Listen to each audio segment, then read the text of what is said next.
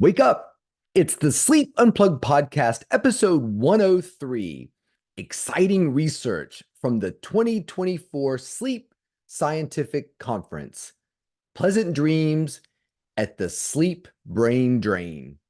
Welcome, everyone, to the Sleep Unplugged podcast. My name is Chris Winter. I'm a neurologist, sleep specialist, and your host for what is now a yearly tradition when they have the big scientific sleep conference that moves around the country.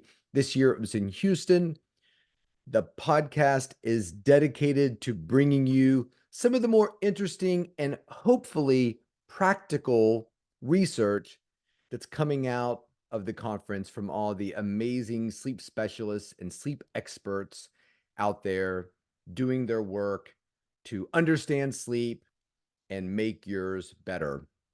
And it was interesting. I just got a message from like I've said in podcasts before, I get messages all the time for people who want to be on the podcast. And if you're a listener of the podcast, you know we don't really have guests, although any musical group that we talk about on the podcast is invited, and we have a small select group of people who have a standing invitation. But generally, this is a guestless podcast because I just don't have time to arrange people's schedules.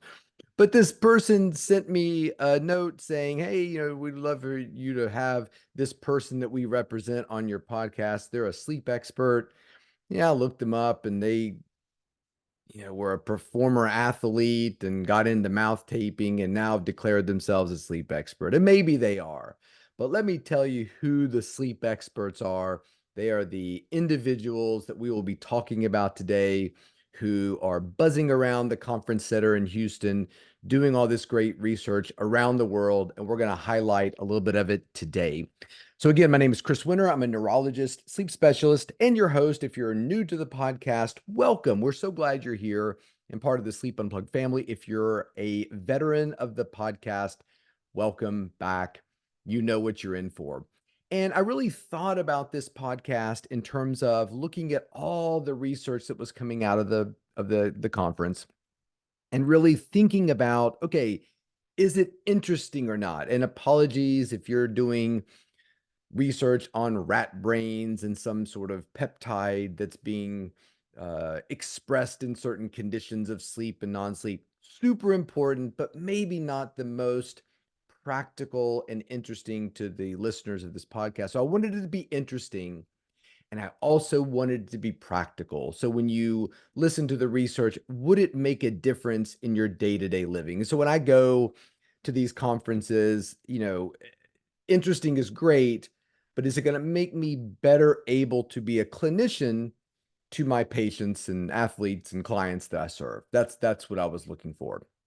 So really excited to talk about this. And again, there are thousands and thousands of abstracts out there. So if yours was not included, didn't mean you were awesome, probably just meant I never saw it.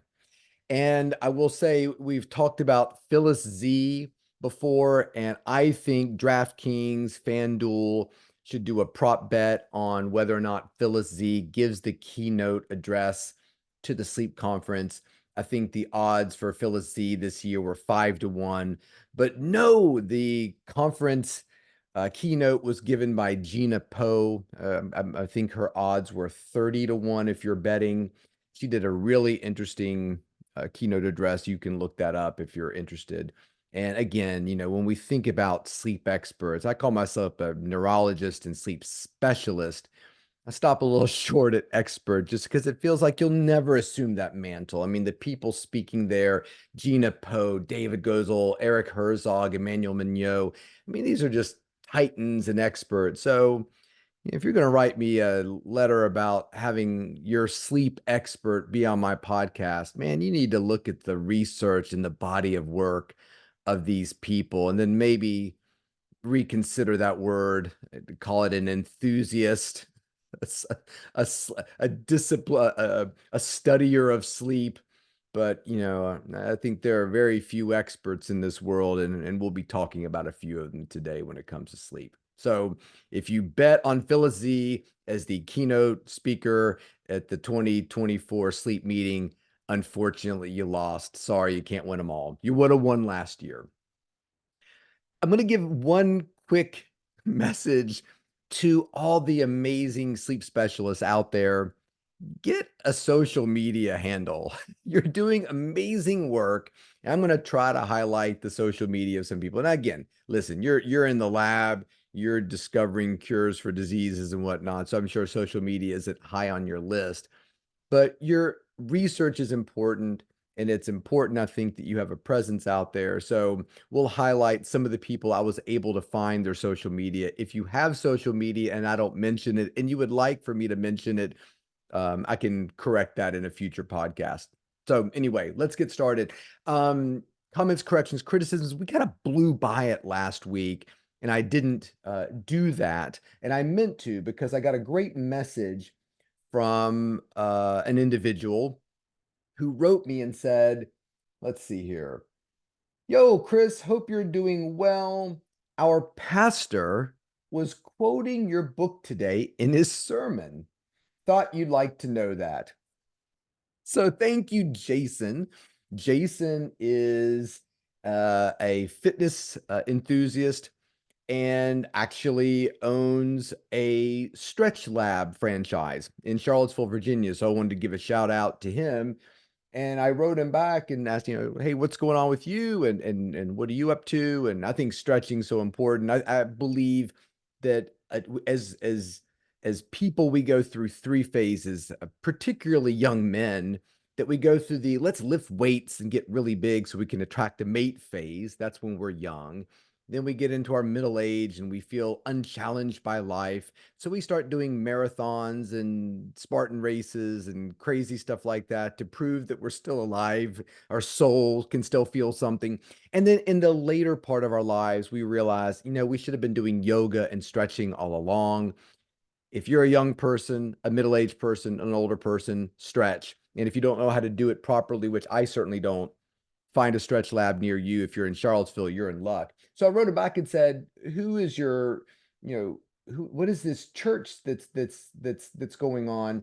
And who is your pastor? And it's Gabe Turner, and he is at The Point in Charlottesville, Virginia. So I just wanted to thank Gabe for mentioning my book in your sermon. I can't imagine what that sermon would be about in terms of how that would relate to my book.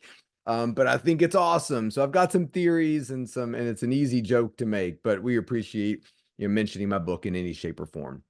So last week, when we were talking about the different products that might be helpful to your sleep, I mentioned a U2 song called The Miracle of Joey Ramone. And I thought, the Ramones definitely need to be the musical uh, featured group for one of my podcasts. And so this week, the title of the podcast, the subtitle, Pleasant Dreams at the Sleep Brain Drain, is mentioning two albums by the Ramones. It's mentioning their sixth album, Pleasant Dreams, and their 11th album, Brain Drain. Both of these were very difficult albums for the Ramones to make, which were a group in constant conflict, it seems. The sixth album, Pleasant Dreams, Joey Ramone and Joey Ramone were fighting because Joey Ramone had started a relationship with, I'm sorry, Johnny Ramone had started a relationship with Joey's girlfriend. Johnny wanted it to be a hard rock album like their previous albums. Joey wanted to be more pop centric, so they just fought all the time. Since we can't put the actual album on the Spotify playlist that we compile, we'll put the song Sleeping Troubles off of their sixth album on the Spotify musical playlist, volume 2. So if you have Spotify, look up Sleep Unplugged playlist and you will find Sleeping Troubles off the sixth album, Pleasant Dreams by the Ramones. Now, their 11th album was Brain Drain. It was supposed to be their big comeback album. Had the song Pet Cemetery, which they actually wrote for the Stephen King movie. And again, lots of fighting so much abuse of Dee Dee Ramone that Dee Dee never actually even played on the album. And so for the song we'll put on the Spotify playlist, which is absolutely one of my favorite songs, definitely one of my favorite holiday songs, and one of the best titles in music is Merry Christmas, I Don't Want to Fight Tonight. Love, love, love that song. Um, So anyway, the Ramones date back to the mid 70s, were a fixture at CBGB's. There have only been 8 Ramones, and they always took the last name Ramone, even though none of them had the last name of Ramone. They actually got the idea because when Paul McCartney would check into a hotel, he would check under the name Paul Ramone. So that's where that came from. So Joey, Johnny, Dee Dee, Tommy were the original Ramones. They've all passed away. Marky, Richie, Elvis, CJ, later Ramones, still alive, but the band is really not together anymore. Um, love the Ramones. Their first album, entitled The Ramones, was amazing. Started off with Blitzkrieg Bop. One of my other favorite songs, Beat on the Brat. Joey Ramone famously was sitting in a park. He had been, playing some softball with some friends, and he had a bat with him. And as he was sitting in the park, a little kid was screaming because he wanted a balloon that a guy was selling balloons for 15 minutes, crying, throwing a tantrum because his parents wouldn't buy him a balloon. And so when he went back and said, "Oh my God, this kid was crying and wanted this balloon," I had a bat. I thought about just going over there and hitting him with the bat. Dee Dee came back the next day and had written the song Beat on the Brat. The longest song on the album, I Don't Want to Go to the Basement, which clocked in at 2 minutes, 35 seconds. That's the longest song on their first album, The Ramones, was completely ripped off from David Bowie's Hang On to Yourself. So enough talk about the Ramones. We could go on forever. We'll put those on the Spotify playlist. Moving on to the sleep meeting. So I'm going to talk about a couple, 10 or so research projects that I saw that I thought were great, and really talk about how they could be applied to our lives. So the first one, from Kat Kennedy and Michael Grandner out at Arizona. You can find her at Sphinx Kennedy and Michael Grandner at Michael Grandner. And speaking of Michael Grandner, this year he won the 2024 APSS Diversity, Equity, and Inclusion Leadership Award. I think that's so important. Michael is a good buddy and an amazing sleep expert, and I can't think of anybody more deserving of that reward. Kat Kennedy just got her doctorate from the University of Arizona. So big congratulations to Kat. And again, you can find them on their Twitter handles. So this study was called Nocturnal Wakefulness is Associated with Altered Macronutrient Intake in a nationally representative study. So they were looking at data from the National Health and Nutrition Examination Survey. This was sort of in the mid 20 teens.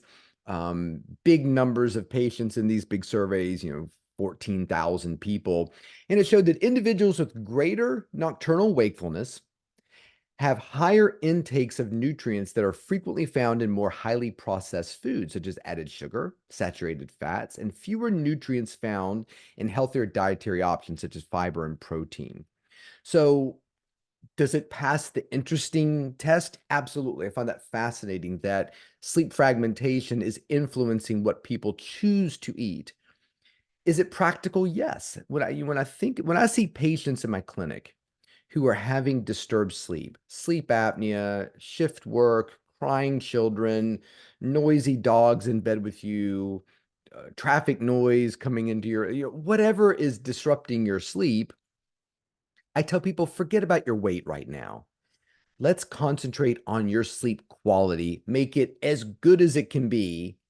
And once that happens, I think addressing your sleep is going to be a whole lot easier. So, congratulations to those guys, not only because it was a great abstract, but because the second abstract that I chose for our podcast was by the same authors. And again, I'll read all the authors: Kat Kennedy, Andrew Tubbs, Fabian Jose Fernandez, Marie Perry Saint-Onge, and Michael Granier.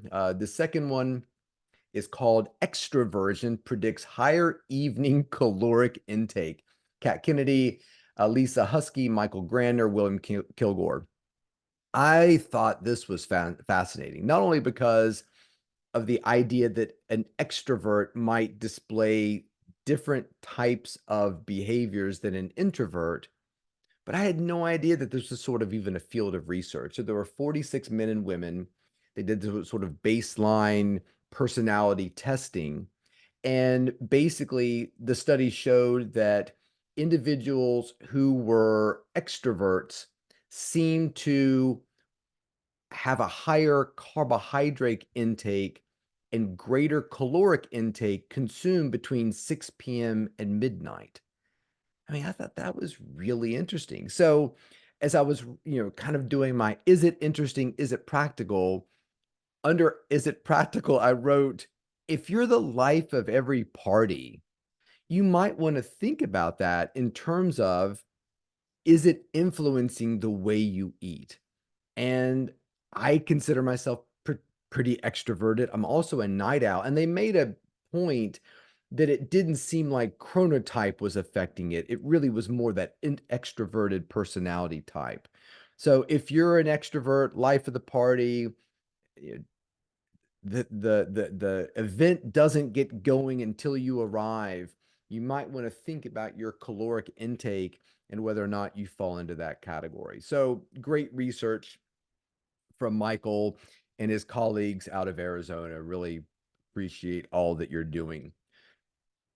So the next one, we're looking again at two abstracts from the same lab, which I've never done that before. I can't believe it happens twice. And this was from Cara Duraccio, Duraccio. You can find her on Twitter. It's Duraccio Cara, Duraccio Kara. This is out of Brigham Young University. Her first abstract was Time to Step Up: The Role of Circadian Misalignment on Adolescent Physical Activity Metrics. You know what I love about this abstract? Forget academic performance. Nobody gives a damn about that, right? Really. If you want to get a parent's attention, Kara is doing exactly what should be done, which is not only is this circadian alignment probably affecting their algebra grade, but it's affecting their physical performance. So when you want your child to be the Division I athlete so they can go on to be the pro athlete, and man, that's a thing, isn't it? It's interesting to me how many parents seem to be making choices about their children's education, or maybe kids are making just choices about their education, not based upon the most economical value for college, not based upon which college or higher level institution is going to give you the best education, the most specific education to what you need. Hell, does your child need to go to college? Which is a wonderful exploration in the book Death of Expertise by Tom Nichols. This pressure to go to college, even though maybe that's not in the best interest or the most economical interest of you or your child. But anyway, sports plays a huge role in that. Like, my kid's going to this place to continue their field hockey career. Great. What's the plan after the field hockey? And is that school the best option? You're paying a lot to send them far away to play field hockey in the middle of some cornfield. Like, is that what you want to do? But anyway, that's the thing. So I love this study because there are a lot of parents who want that for their child. There are a lot of kids who want it for themselves. And this study basically looked at 29 night owl adolescents. So we're talking about chronotype. These are kids who like to stay up late and sleep in late. And they were assigned to either do their physical activity during the time when they were aligned or when they weren't aligned. So kids were sleeping either from 12:30 to 9:30. That was sort of the more aligned, or 9:30 to 6:30, the misaligned, meaning that we're having these night owl kids go to bed very early and get up early. And what they measured was a 6-minute walk. Have the kids walk for 6 minutes and see how far they walked, as well as I think it was like a sit to stand repetition. And it showed that in these simple physical tasks, the individuals who were more aligned with their sleep did better. I talked about a lot in my second book, The Rested Child. Now, again, I did it more based upon academic performance. You want your kid to succeed in school, you got to think about the timing, particularly if you have a night owl child. I love this because I think about athletic performance all the time. I love the fact that she's looking at this not in elite athletes, but they're looking at it in adolescent children. So great job. Give Kara a follow and tell her what a good job she did on her work. This was also Gracie Crandall, Isabella Wright, Daniel Kay, and Kara on that one. In the second one, and again, two amazing abstracts from the same lab. In Search of Vitamin Sleep, Vitamin and Mineral Intake and Multimodal Sleep Outcomes in Adolescents, Mary Broadbent, Sarah Kamhout, Victoria Zhang, McKenna Martin, Kate Homer, Morgan Fisher, Matthew Reese, and Kara. And so what this was they were basically looking at different associations between vitamins. Folate, excuse me, that was my dog. That was my dog Darla. So somebody's clearly dropping a package off. Darla, come, sit, come. Um, folate, folic acid, niacin, retinol, riboflavin, thiamine, vitamins A, B6, B12, C, D, E, K, minerals, calcium, copper, iron, magnesium, phosphorus, potassium, selenium, and zinc. And so they were looking at that and the intake and then the onset of melatonin, dim light on melatonin onset. We've talked about in circadian rhythm episodes that DLMO, dim light melatonin onset, is sort of the thing that starts to initiate the sleep process in young people. And so basically looked at all these things, applied a regression model, and found that no vitamins or minerals were found to be significant predictors of sleep quality outcomes. And there's lots of different ways you could go with this. I think the biggest takeaway that I would see in this is if you're the parent of a child who's getting inadequate sleep, or a parent of a child who's sleeping all over the clock. They stay up late, they sleep until 4 o'clock in the afternoon, blah, blah, on the weekends, napping when they get, their sleep is not organized. They're not doing what they need to do with their sleep.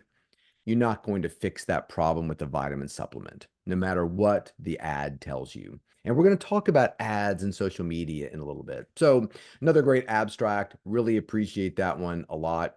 Next one, heart rate variability changes during sleep in postmenopausal women. I've really felt compelled to include this one because I completely neglected menopause in my first book and have regretted that decision every day since.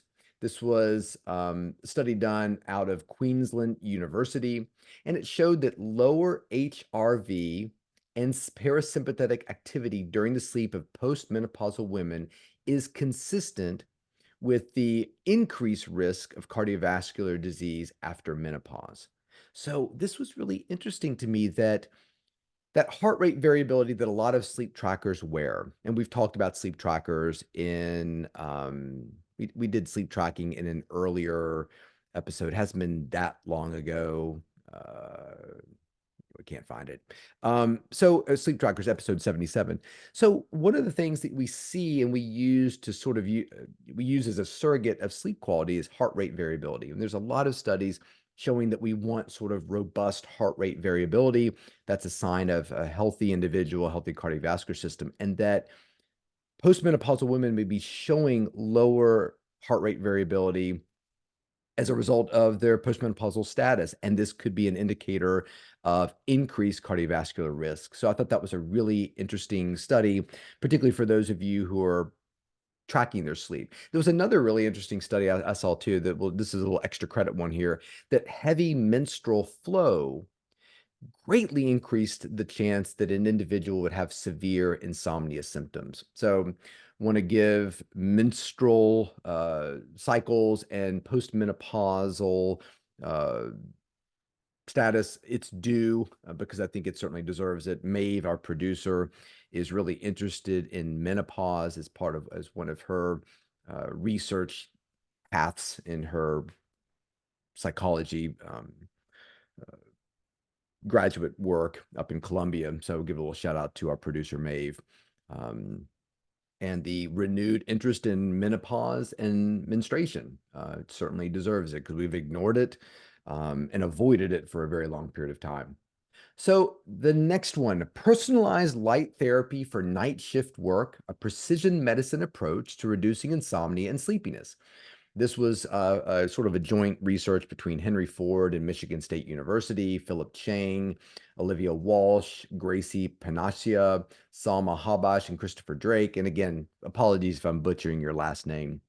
Maybe I should just call everybody Grace Ramon, Salma Ramon, Christopher Ramon, Olivia Ramon, Philip Ramon, and I'm Chrissy Ramon. We'll just all be Ramones for this episode, given our musical group this week.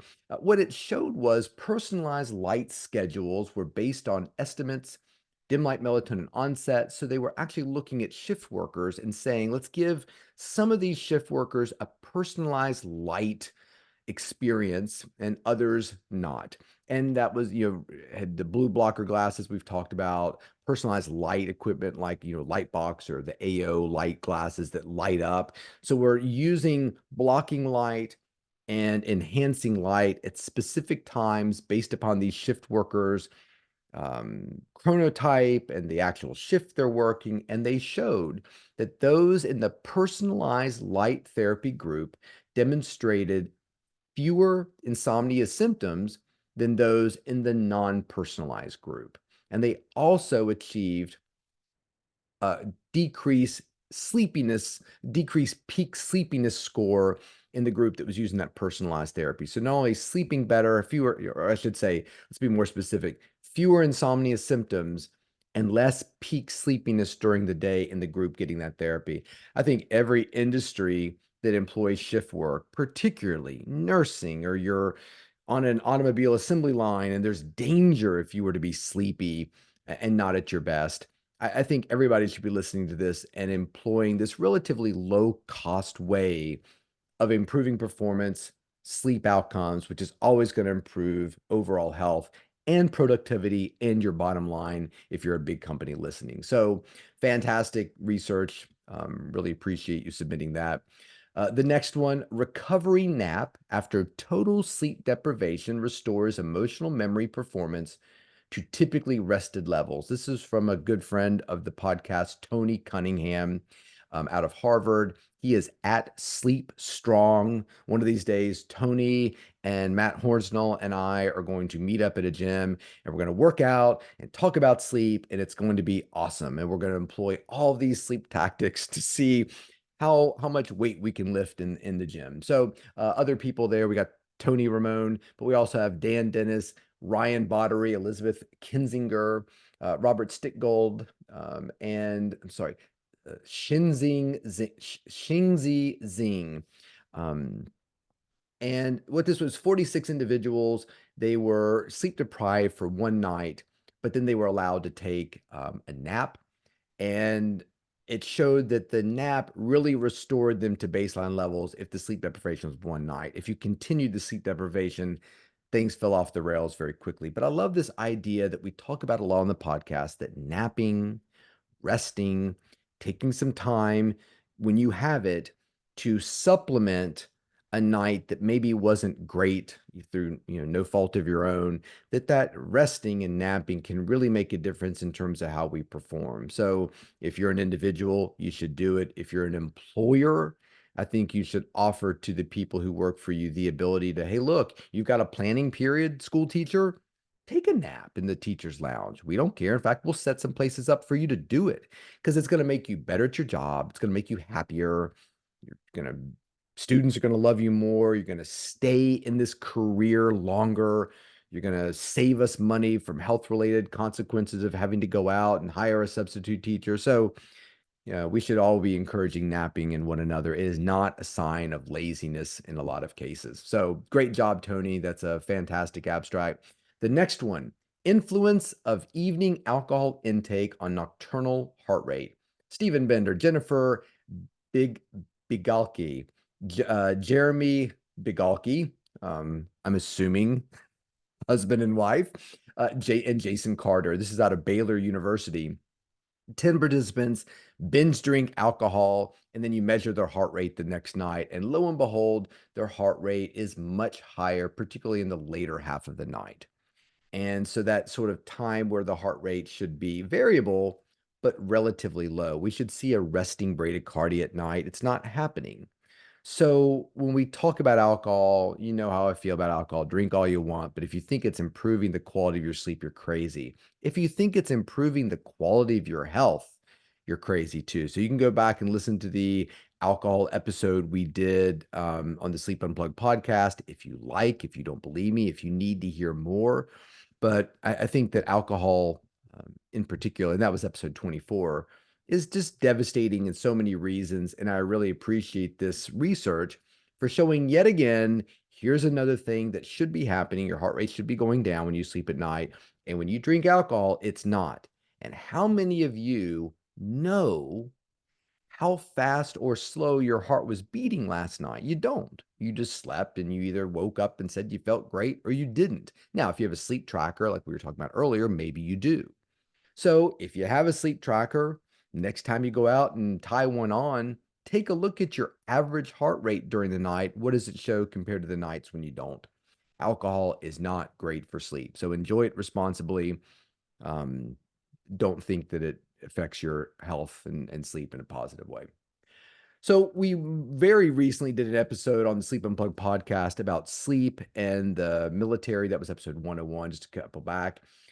This was a abstract mortality in veterans with insomnia, sleep apnea, and comorbid insomnia and sleep apnea, a cohort study. This was done out of South Australia. Oh my, Amir Shah. So Amir Ramon, Javad Ramon, Earl Ramon, Douglas Ramon, Merhez Ramon, Johannes Ramon, Alexander Ramon. This was also at the Baylor College of Medicine, and some other places, including South Australia, Miami, Florida, etc. So they looked at a massive population of veterans. 4,700,000 veterans were identified, and 2 million, give or take, had a confirmed diagnosis of either sleep apnea or insomnia.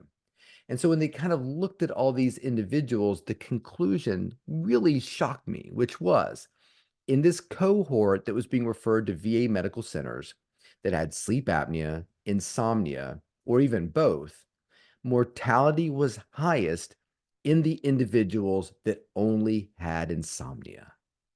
Man, that's surprising to me compared to the sleep apnea only and the ones with sort of that had kind of both going on. And now we get back to what's the primary symptom of sleep apnea is you sit down to watch a little bit of the NBA finals and you fall asleep before a tip off. You go to church, you fall asleep. You go to a meeting, you fall asleep. You get together with your VA buddies, you fall asleep. Versus insomnia, you quote unquote can't fall asleep. And it's fascinating to me which is more damning in terms of your health, the recognition of the insomnia, the sleep apnea. I would have guessed it was sleep apnea every day of the week and twice on Sunday. This study shows no. We need to be paying more attention to the insomnia symptoms because that is what might lead to worse health outcomes than the actual sleep apnea. Fascinating. So wonderful research. Really a lot to think about on that one. The next one, cannabinoid use for relief of short-term insomnia. It's actually cannabidiol cannabidiol use. I guess that's the adjective for a cannabinoid. Cannabidiol use for relief of short-term insomnia, randomized placebo-controlled clinical trial. Camila Hoyos, Nathaniel Marshall, Christopher Gordon, Brendan Yee, Ian McGregor, Ronald Grunstein. This was out of Sydney, Australia, I believe.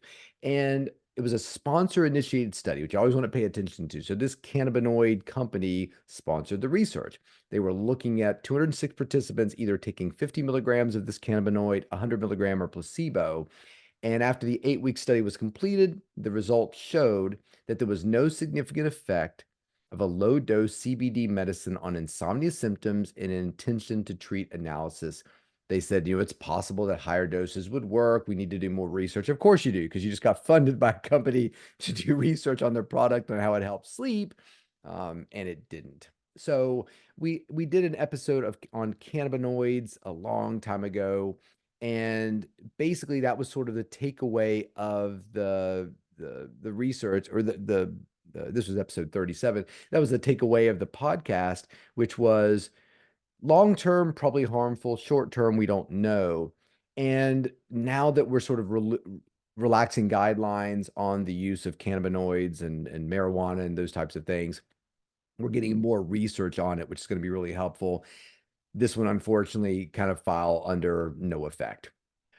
So the last one I want to talk about, which I thought was great, this was an abstract called TikTok Made Me Do It, an analysis of the scientific evidence supporting TikTok's recommendations for better sleep. And I give these platforms a hard time. Some random individual in a bikini, don't know why they're in a bikini, is telling me about sleep methods that work and with some degree of expertise.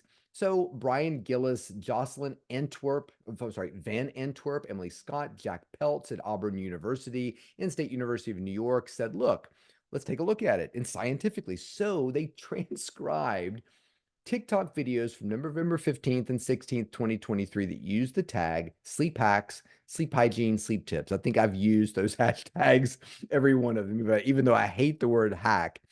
And so they coded all these. What is the tip that's being talked about in this TikTok video? And so they found a total of 295 tips during that period. And they coded them based upon what they're trying to say, and then looked up research about what they were saying. So they identified 35 unique sleep tips that were grouped around 7 themes: calming activities, breath work. We've talked about use of electronics. We've talked about that. Foods, caffeine, use of magnesium. Of the 35 tips, we found empirical support for 33, of which 26 had evidence from randomized controlled trials. 2 were supported by controlled trials without randomization, and 5 were backed by correlational associations. So basically, they said, look, most of the tips on here, you can find research about it. While much of the health advice shared on the platform remains unregulated and unreviewed by health professionals, current information about sleep hygiene and sleep environment is generally backed by science. So that's encouraging that the random person's doing it, but at least they're talking about things that are somewhat backed by science. And so if you're listening, authors of the TikTok maybe do it study, I'm dying to know 35 tips, you found 33 were backed by science. I want to know what the 2 tips were that were not backed by science. So if you're listening, let us know. We want to know what those are.